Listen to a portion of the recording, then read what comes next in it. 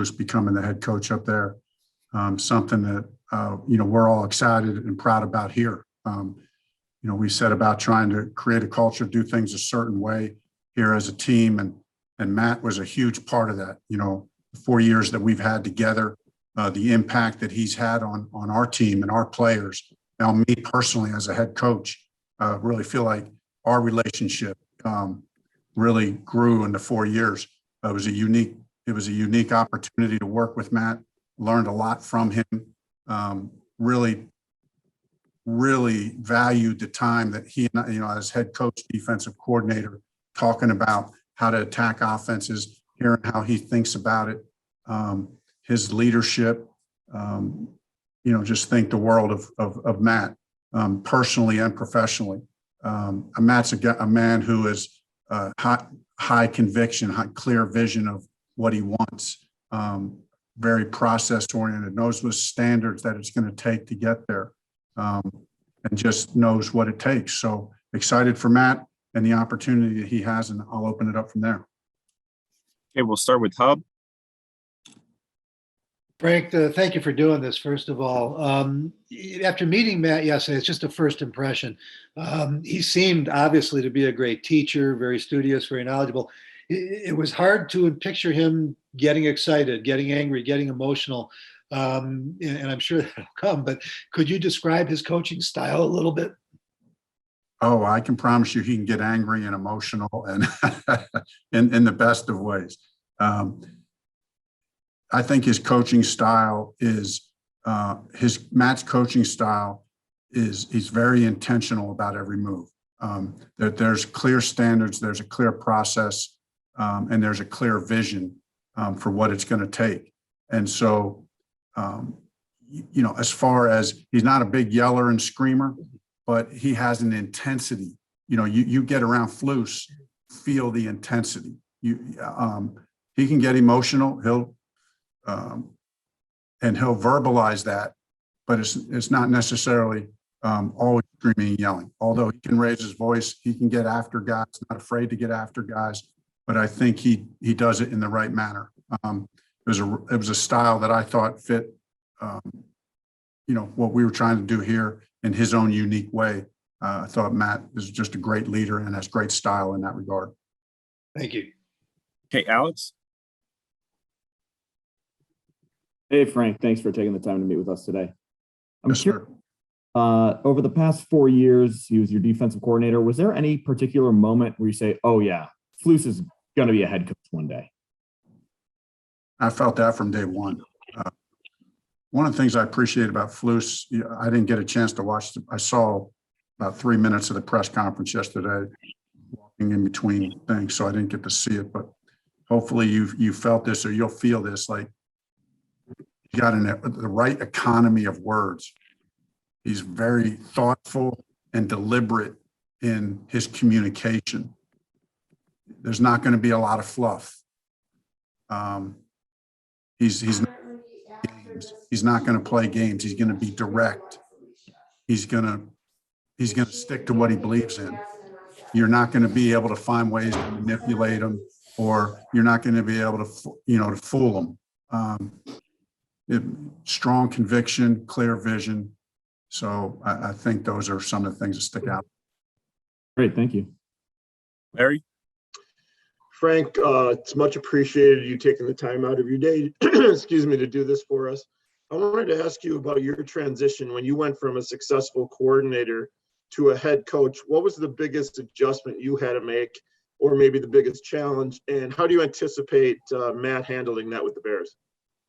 I think the biggest adjustment is, you're not just responsible for one unit. You got to touch every player on the team.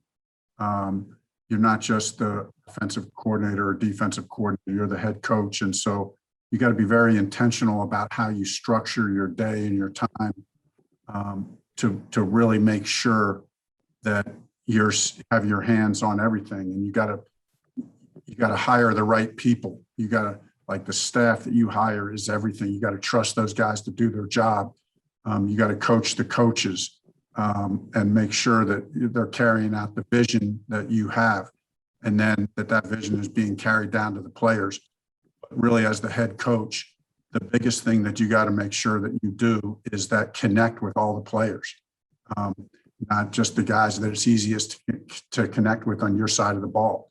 For me, as a former quarterback and then quarterback coach, it would have been easy for me just to come in here and gravitate towards the quarterbacks all the time. So just had to get myself and intentionally schedule it into my day to make sure that I sit in some defensive meetings, that I make sure that I'm scheduling time with the defensive coordinator, make sure that I'm, getting over in practice, that I'm not just with the offense all the time at practice. I'm going to go over to the defensive individual periods and watch those and get involved there. I think that's important. That was a big part of the transition. Okay, Dan. Frank, I had two questions for you. The first one, you mentioned at the outset that Flus has very clear standards, and I'm curious if you could sort of expand on the specifics of how he makes it clear to his players and probably also his coaches what those standards are and how he measures that.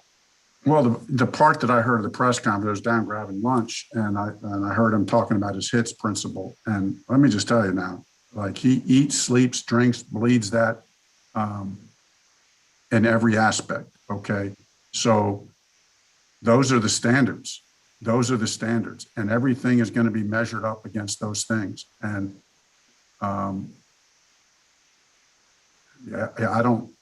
it's going to be very clear to the players. It's going to be very clear to the players what this HITS principle is all about. You've also had 4 years with Alan Williams there, and Flus mentioned yesterday his relationship with him. What has left an impression on you about Alan as a coach and how his skills would translate to a coordinator role? Alan has really good command of the whole picture. Alan is a fast on his feet as a thinker. Listening, being on the headset and hearing Flus call the defenses and interact with the defensive staff, hearing Alan's input, hearing the dialogue between he and Flus, how dynamic it was, how much Flus trusted him, over those 4 years, seeing that relationship develop. I just think Alan has great energy on the field. I think, watching Alan run drills on the field, he's got good energy, good body language, he's got a good positive vibe to him, can connect. So Alan's an excellent football coach. Colleen.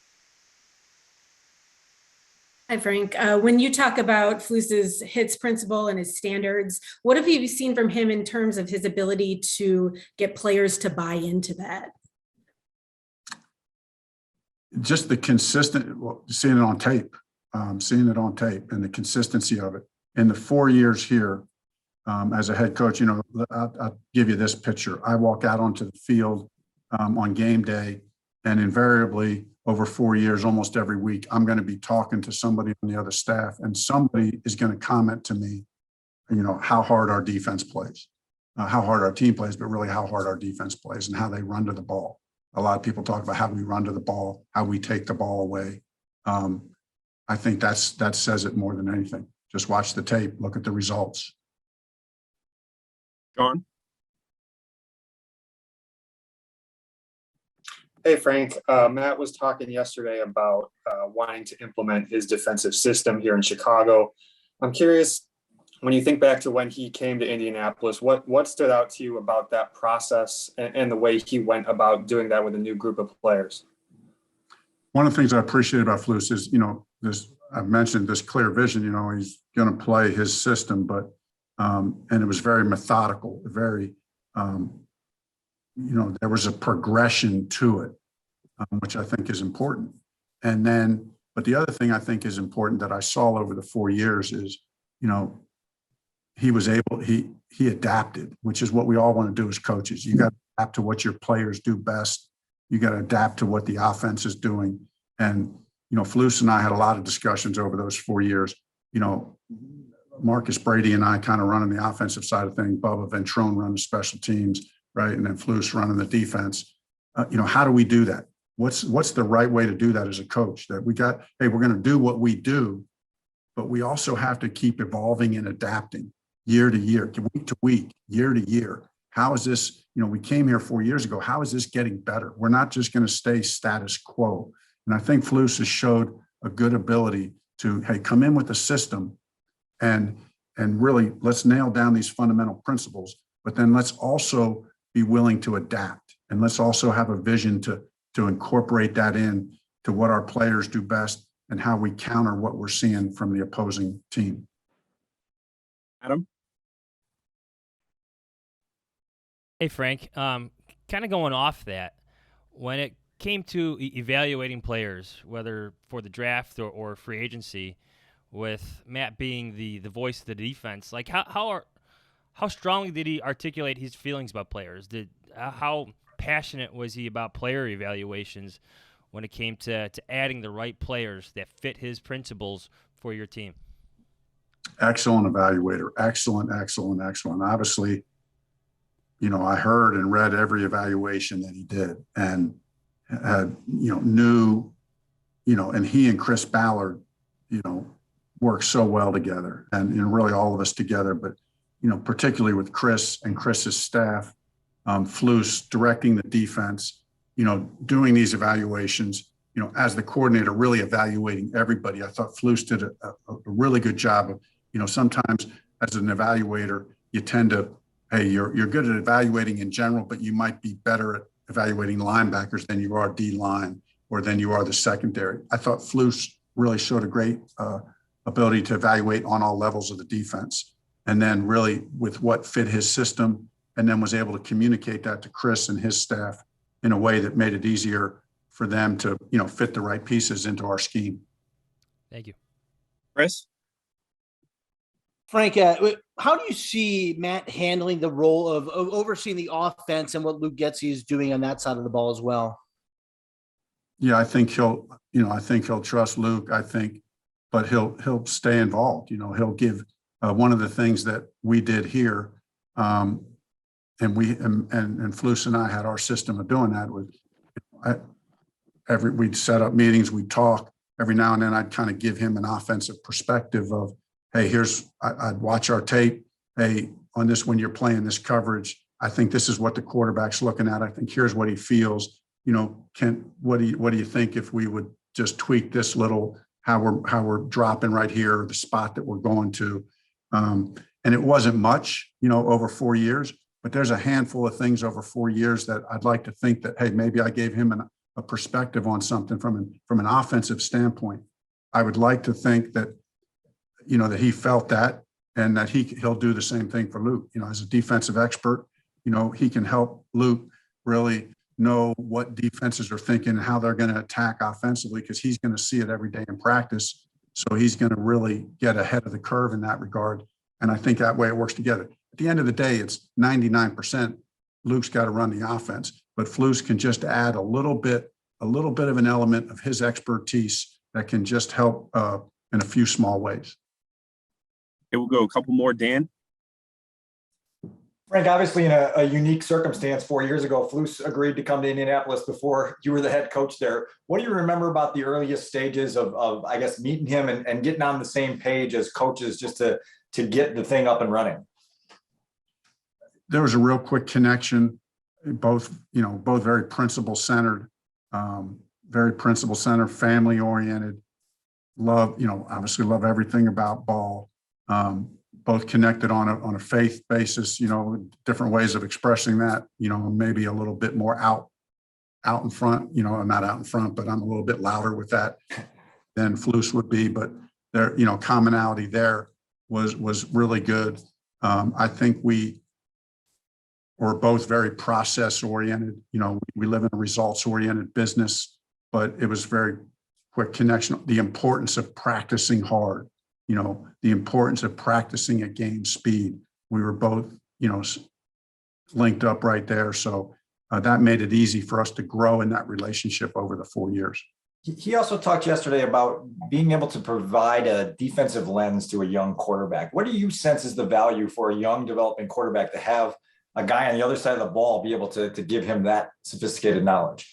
I think it's really important. And I think it can just put the quarterback at ease, right? To know that, hey, my coach has my back. My coach understands. He's going to grow with me. He's going to teach me some little things along the way. This is going to be a process. you hear all the chatter about offensive coach, defensive coach. I think both work. I think it's all about the leader personally, and the teacher and the man and the vision and all those qualities. So this is an opportunity for Flus to come alongside a young franchise quarterback to provide that not only defensive expertise, but really a leadership mentality that I think Flus has that can be imparted into the quarterback. And he can grow with him in that way, not just from a technical standpoint, although that will help as well. Thank you. All right, we'll go last one, Stephen. Yeah, hi. Given the amount of information any head coach has to process, I was wondering if you could comment on, how that affects the job, and then what Coach Flus's skill set brings that will enable that or make it easier to do that than perhaps a typical coach. Yeah, it's a big job, right? It's a big job, and it's too much for one person. You got to hire people that you believe in and that you trust, and then you got to be willing to delegate and empower people, to carry out the vision. And it's not going to be perfect. You're going to make mistakes. So you gotta be patient. You really gotta have deep conviction, because you're gonna make some mistakes along the way. You're gonna learn along the way. And so you gotta be willing to, give yourself some grace along the way, give others some grace, but you also have to drive the ship. You also have to stay the course. You have to lead it in a way that is very clear, that people understand where this is going. But then you have to empower, it has to be us. It has to be us doing it together. And Flus, he's going to do a great job of that. He's going to do a great job of that. I couldn't be more excited for him and his family. Such an incredible opportunity, well-deserved for him. And I think the Bears fans are going to see, what leadership looks like and demonstrated over the course of the years to come.